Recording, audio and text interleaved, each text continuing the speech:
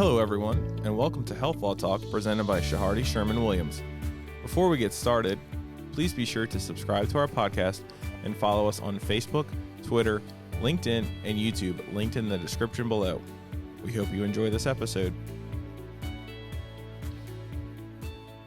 All right, good afternoon, everyone. Welcome to another episode of Health Law Talks, today with Conrad, Meyer and Rory, Bellina. Afternoon, everyone. And today we have a special guest, Dr. Sagar Shah. Dr. Shah, are you there? Yes, sir. I'm here.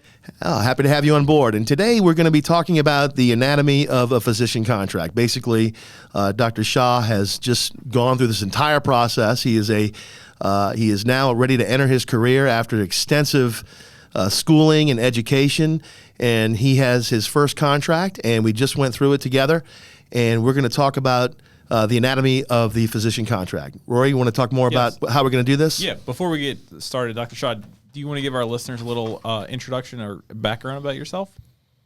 Sure, absolutely. I grew up in Richmond, Virginia, went to undergrad and medical school at VCU and VCU School of Medicine. While I was in medical school, I did a Master of Health Administration.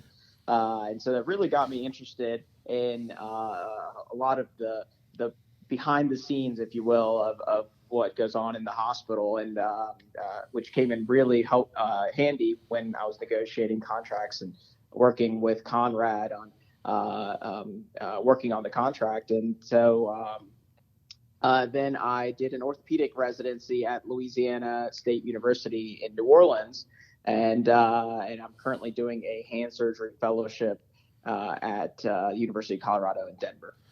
That's great. Thank you for that introduction. And you mentioned negotiating contracts. So it sounds like throughout this process, you have talked to different systems or hospitals. So tell us a little bit about that. How did that go? Did you just start with interviews and then receive letters of intent, or kind of how did that process start? How did the process work out when you started hitting the facilities and seeing who was interested in you?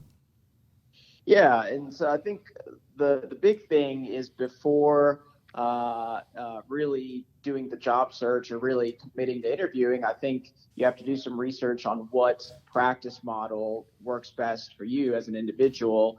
And just a couple examples include a group practice where everyone's a partner in the group and you can join as an employee of the group and then eventually work your way up to partner. Then there's the hospital model where you can join as an employee of a hospital. And so those are really the two main ones I was looking at. A third one is an academic model where you can join a university and not only have clinical duties, but have research duties and educational duties by teaching residents and medical students as well.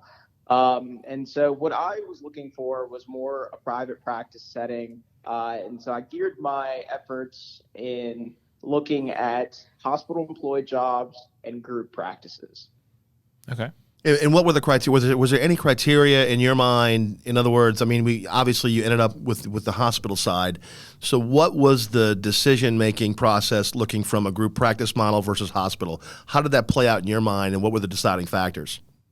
Yeah, it's a great question. So one of my mentors told me that there are three components to looking for a job. One is the location, two is the salary, and three is what type of work you're doing.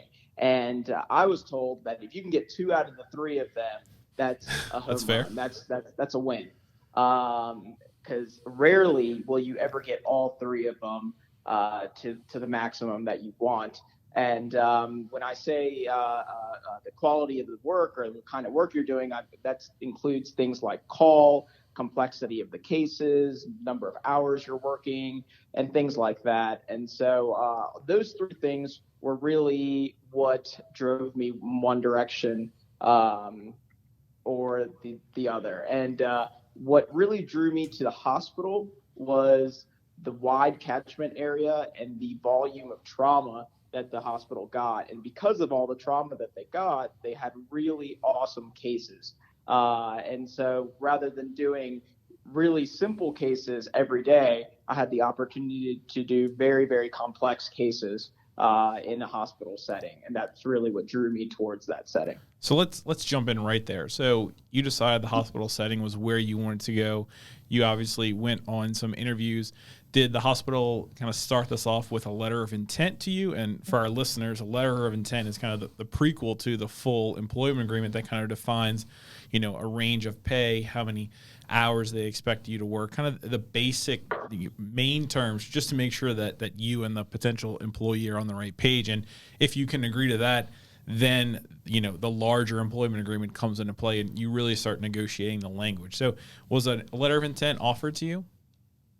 It was, and they referred to it as a term sheet. It just briefly went over the basics of the compensation and what type of productivity metrics they were looking at in the ballpark of how productive they wanted me to be for a given amount of compensation.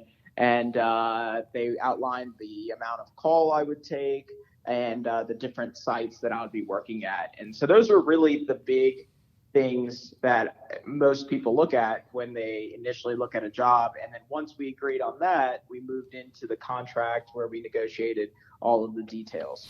So Dr. Shah, let's just go through that. So when you were negotiating that with the hospital, it sounds like you were doing that on your own. I know that over the hundreds of contracts that I've done over the years, a lot of times, when I get the call to do a contract, usually there's one or two or three options that have happened. The doctor has already negotiated and just says, okay, Conrad, all I want you to do is look at this and tell me I'm not going to walk in a minefield, right? Yes.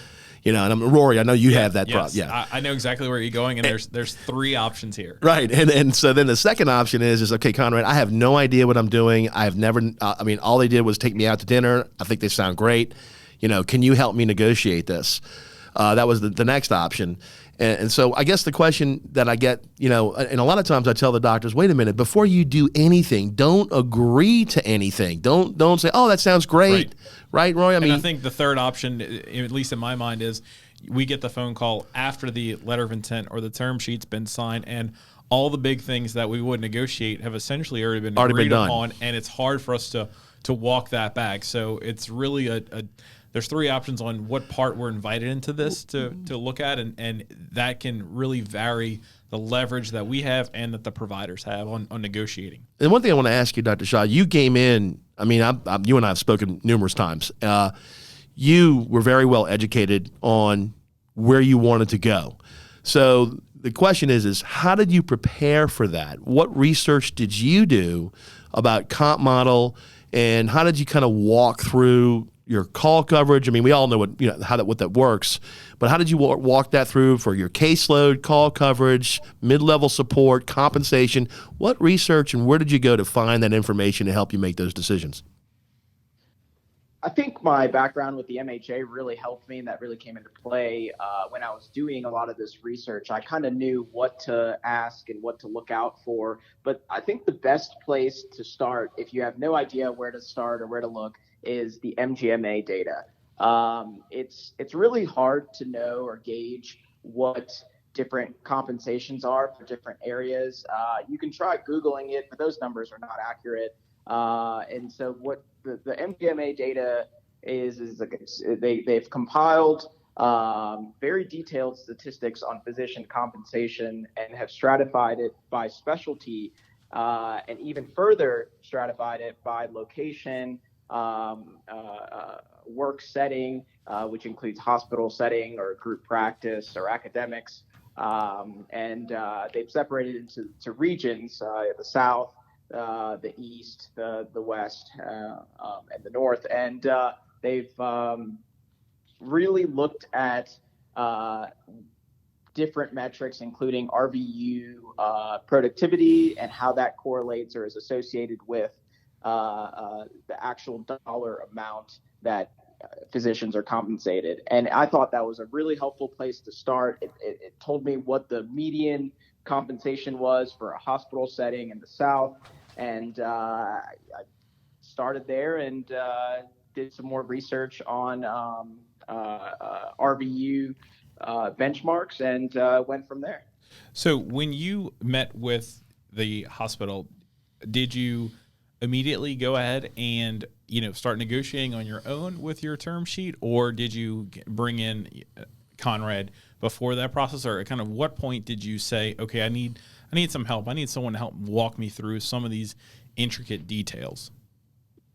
Yeah, so I did a lot of it before I got Conrad involved. I will say having an attorney involved was a huge help. I don't think I could have done that, gone through the process without an attorney, because there are a lot of pitfalls that an attorney's eyes are just more used to catching than mine. And so I thought that was really helpful. But I did a lot of the salary negotiation, the compensation negotiation before I got Conrad involved. And then once I felt comfortable with a compensation model that worked for me, I called Conrad and said, hey, can you look over the contract and make sure that I'm not missing anything here? Sure. And that's where let's jump right into that.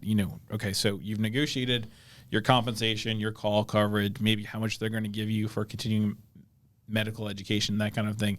Now you get the big employment agreement, and that's when you say, okay, now I need someone to help me with that. So, some of the big things that Conrad and I look at, there's big, conditions or terms that we look at, and we kind of want to walk through some of those and get your opinion on which ones matter to you, which ones weren't very significant to you. So, one of the first ones that we'll look at, it's very simple, is the term of the agreement.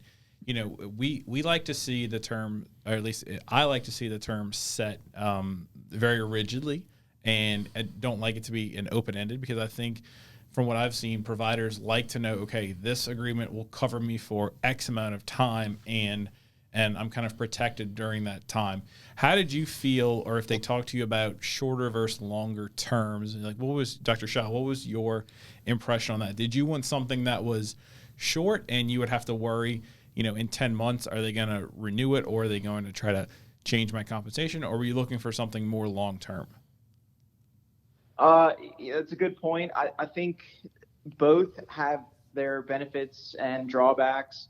I think ultimately, whether you agree on a short-term agreement or long-term agreement, I think an important clause to have in your contract is that you can modify it as you go. Great point. Because if you get there and you're, let's just say, meeting the 50th percentile of productivity, and you're getting paid for the 50th percentile of productivity, that's great. But then on the other hand, if you're getting paid for the 50th percentile, but then in year one, you're at the 90th percentile, right, then you want room to be able to negotiate or renegotiate the terms that have been set in the contract, and not necessarily be bound by what is on the contract for a given term.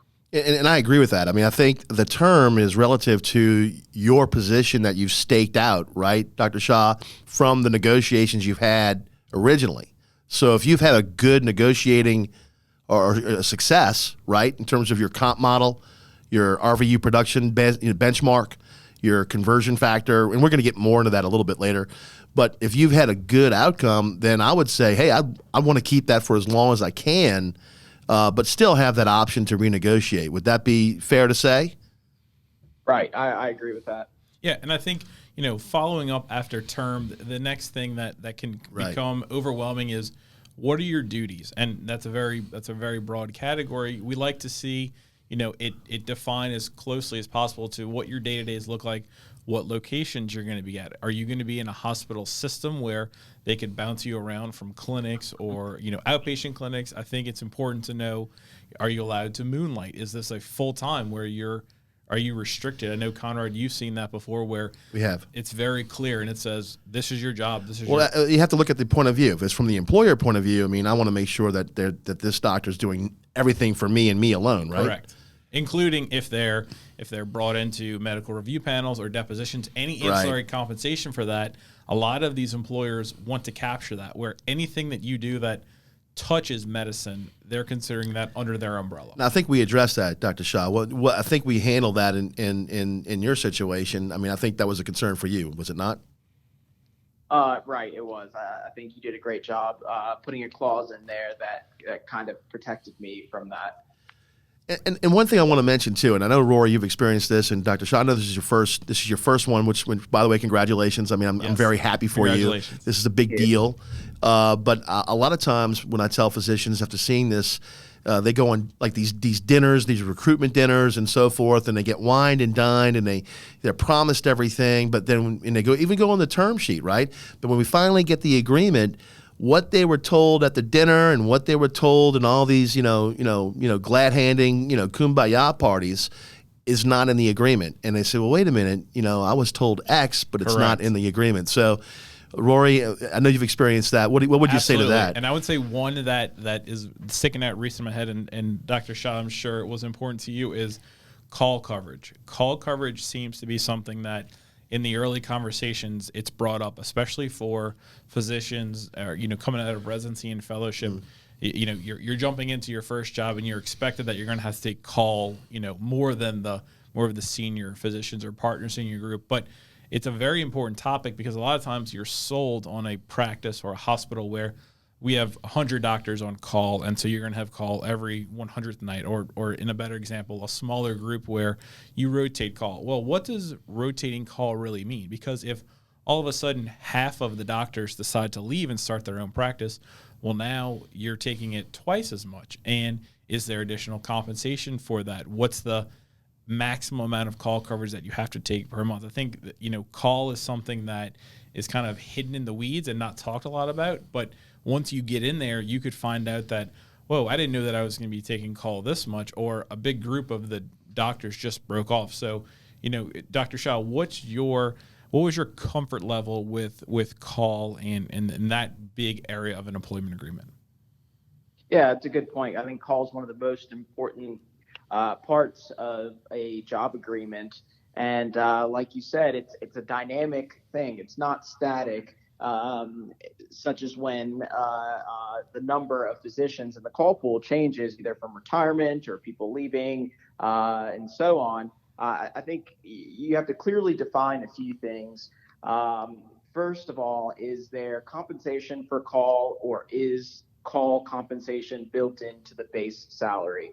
Because that would change how much you're getting paid per call. For example, if it's built into the base salary, the more call you take, the less amount per call you're getting, as opposed to if you're getting paid for each call shift, it just increases linearly.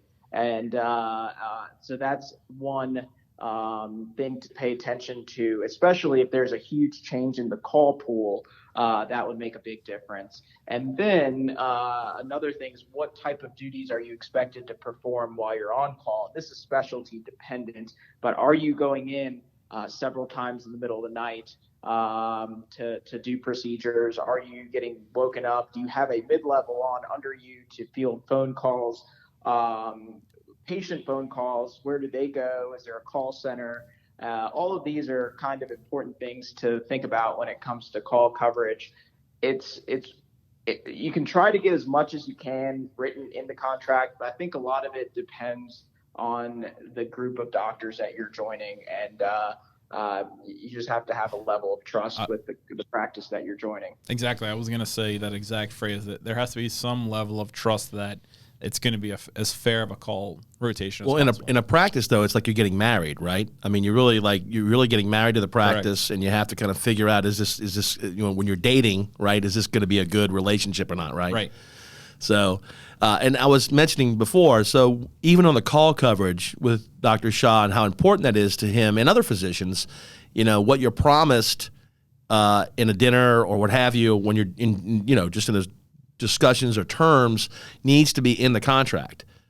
Wording, like literally black and white. Correct. Here's what I was promised. Otherwise, it's not going to happen. So, correct. And that's just in other terms too. I mean, absolutely. If you're promised something, it needs to be in the contract. Otherwise, it will not happen. That's the general rule. And my position on call is I try to advocate for a cap per month. Right. And I also try to advocate for that provision where if a certain number of physicians leave, you're not going to be essentially penalized for that. That if a group breaks off, that you're capped at that, and it's up to the practice to go outside. Or the hospital, get locums. Yes. You have to get locums, they got to get locums. Right. It's not fair for you if you come in just at a bad time. Absolutely. Absolutely. So looking at that, in your case, I know that we were successful in negotiating that. So I think that's an excellent thing to have that carved out.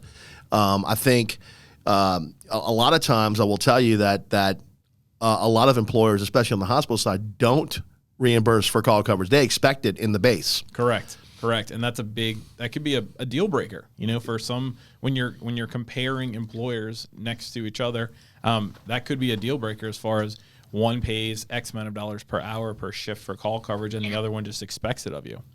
So as far as we got through call coverage, we looked at comp. What were some of the other items on your hot list, Dr. Shah, that you thought that you needed to address? Really, those were the two big ones. But then aside from that is how much support staff do you get?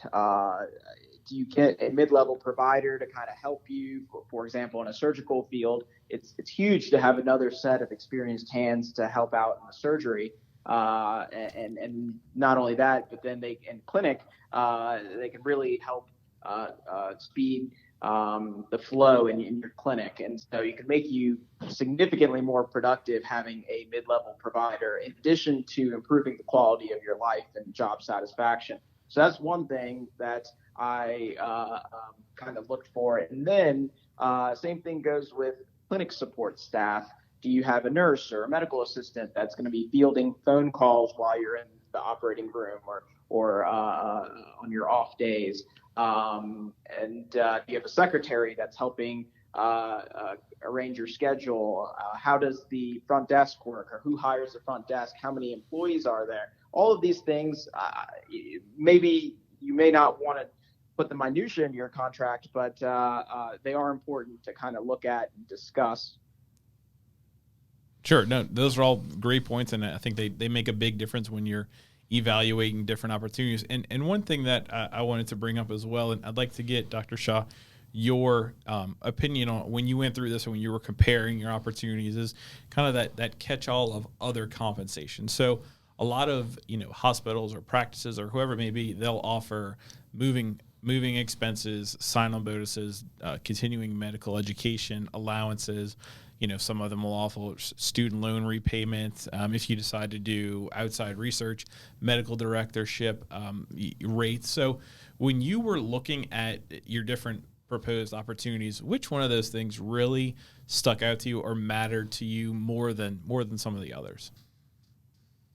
To be honest, the way that I looked at all of those things, those were for the most part one-time compensations, like signing bonus and relocation. I averaged it out into the contract because it makes a difference in the early stages. But when you're looking at a 20, 25 year long career, the $50,000 or $100,000 signing bonus at the initial stage of the term, averaged out isn't really that significant. So, well, it might be helpful given that most physicians coming out of training don't exactly have a significant amount of savings. I think that money helps up front, but it shouldn't really be a make or break kind of thing in the contract, in my opinion. Sure. I think it definitely helps, but I think for me, I was looking at more of like a long-term stretch and how you can maximize the compensation over the long term, not necessarily just at the short term. So the signing bonus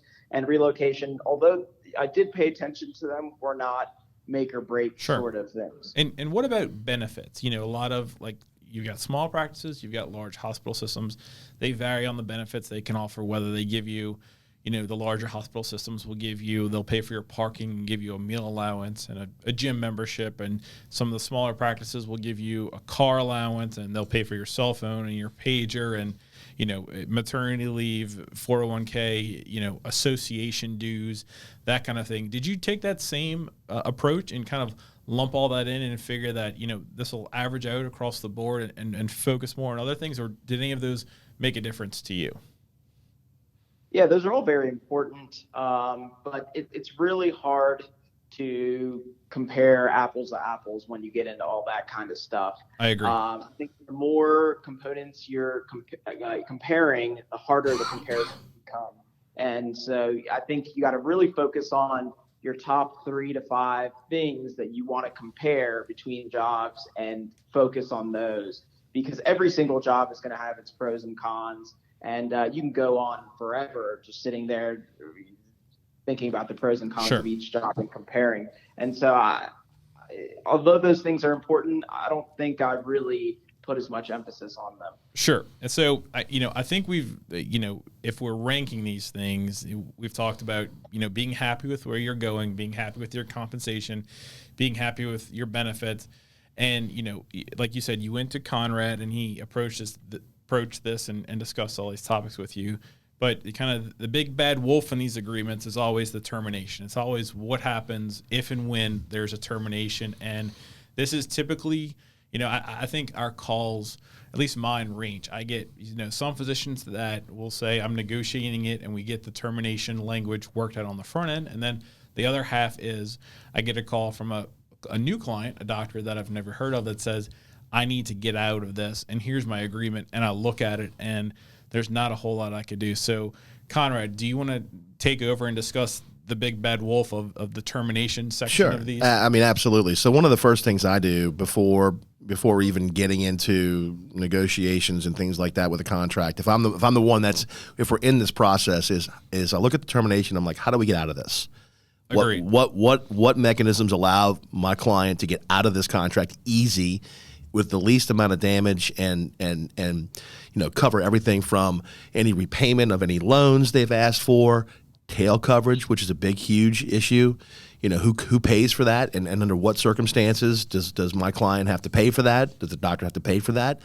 And so those are the things that are really important to me. And what are the time triggers? So, for example, without cause termination. Normally 90 days seems to be the standard. I've seen them as low as 60. Then I've seen them as big as 180. So, I mean, imagine if you get the call like on the second part of what you just said, and a client says, "I really need to get out of this," right? Oh my God, I got to get out of this place, right? And you look at the contract, and they have a 180-day without termination clause. They're stuck there for a half a year, for 6 months. Right.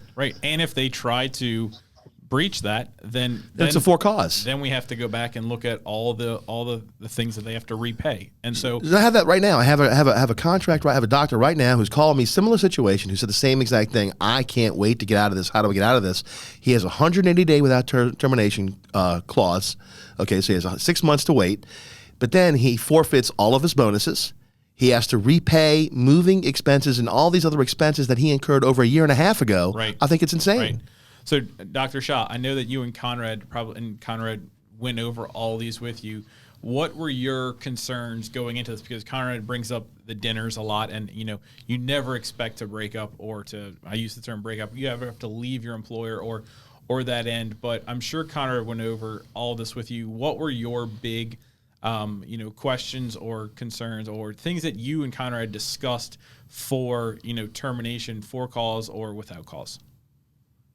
Yeah, some of the big things that we talked about is there a payback of any of the either bonuses or any compensation if you terminate before the 3 years or whatever your term is. I think that was probably the biggest thing that we talked about. Yeah, and I think and you see it all kind of ways. I mean, I think the ones that are very more onerous are there's no pro rata forgiveness. If you do it without cause, correct, and basically you pay it all back within even the initial term, which could be defined as more than a year. So correct. it's I mean, imagine if you have a $20,000 moving expense and the initial term is defined as the first 3 years, and you leave in year 2.5. Suddenly you're paying that moving expense back with no forgiveness. So. I think the termination, you got to really watch out the termination without cause and the repayment.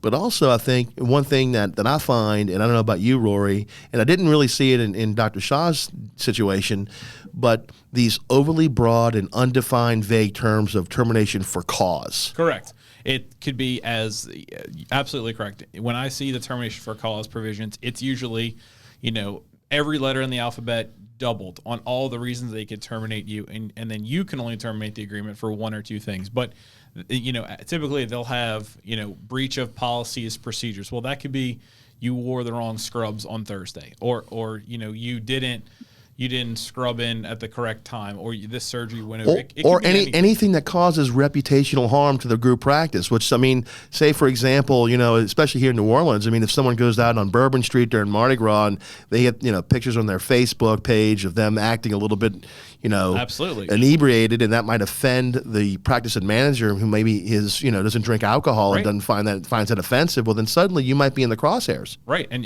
it's broad enough to where that could be a termination for cause trigger, and now you're immediately out and you're repaying everything that you never intended to pay for a minuscule violation. So I think the termination provision, in my opinion, is one of the things that's most heavily negotiated or going back and forth. And kind of to segue to that, non-compete. I know Conrad and I deal with that all the time.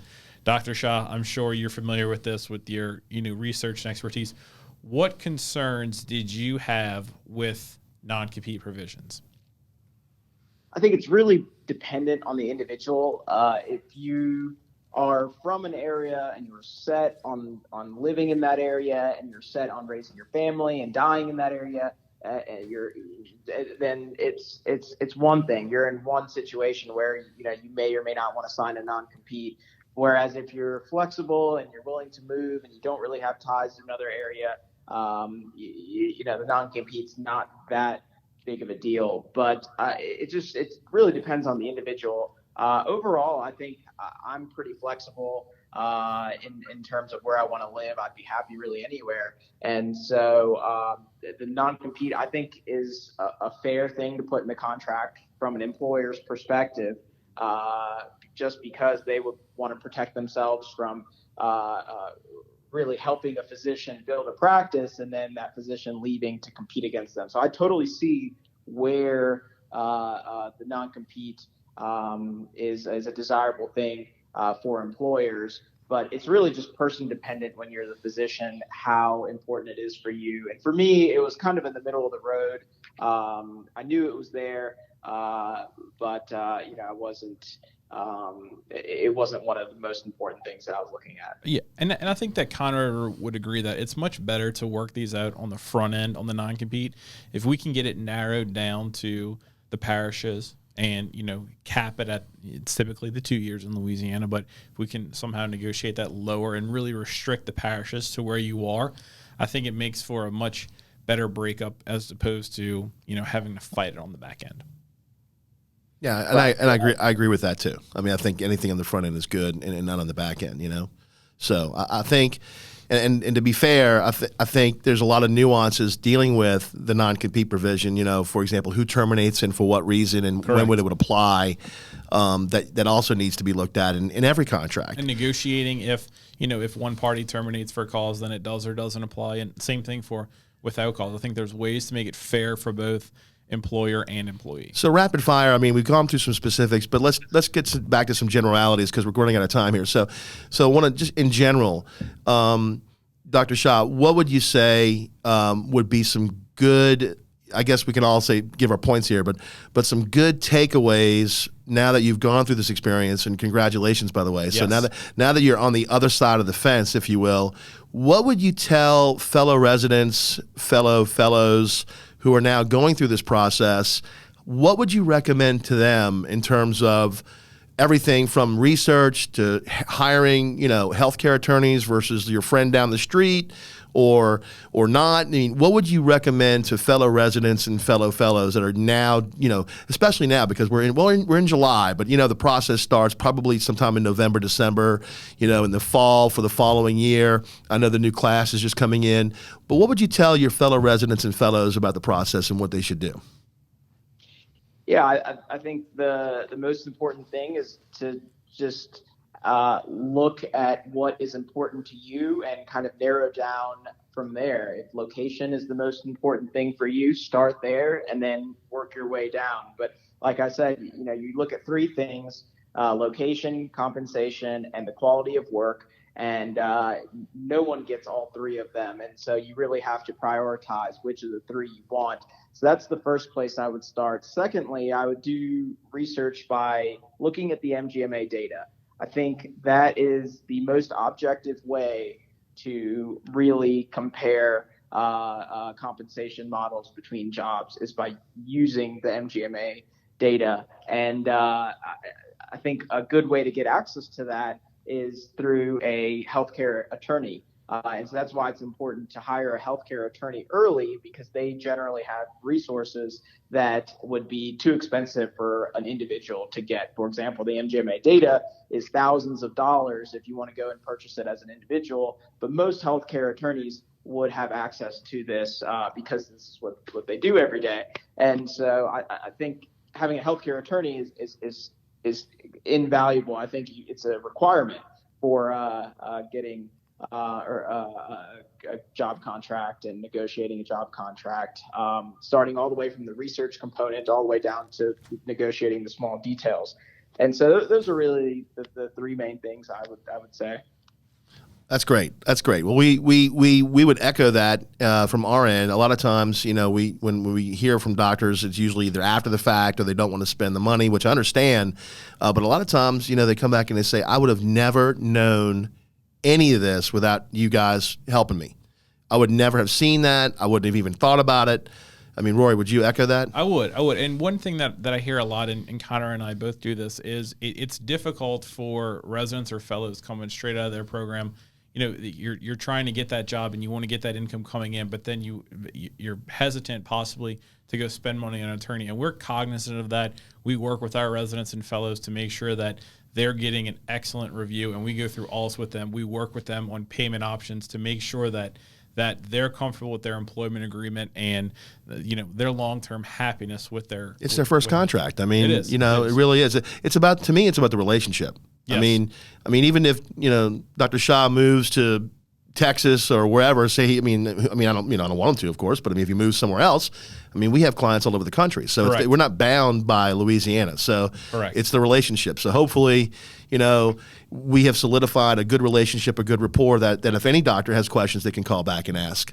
Correct. And we're always willing to work with residents and fellows on payment options. Well, and Dr. Shah, look, I want to thank you very much. I know Rory and I are very, very thankful that you decided to come on today to talk about this very important, very timely topic. We really appreciate your time, and we would love for you to come back maybe, down the road after you start your practice, and then maybe do a follow-up on, all right, 1 year out, what are lessons learned that I wish I would have known, or maybe things are just doing great. If you're open to that, we'd love to have you back on the show. Yes. Yeah, absolutely. Thank you guys so much for having me. Thanks for listening to this episode of Health Law Talk presented by Shahardy Sherman Williams. For more information or to contact us, please visit our website linked in the description below. Also, please be sure to subscribe to our podcast and follow us on Facebook, Twitter, LinkedIn, and YouTube.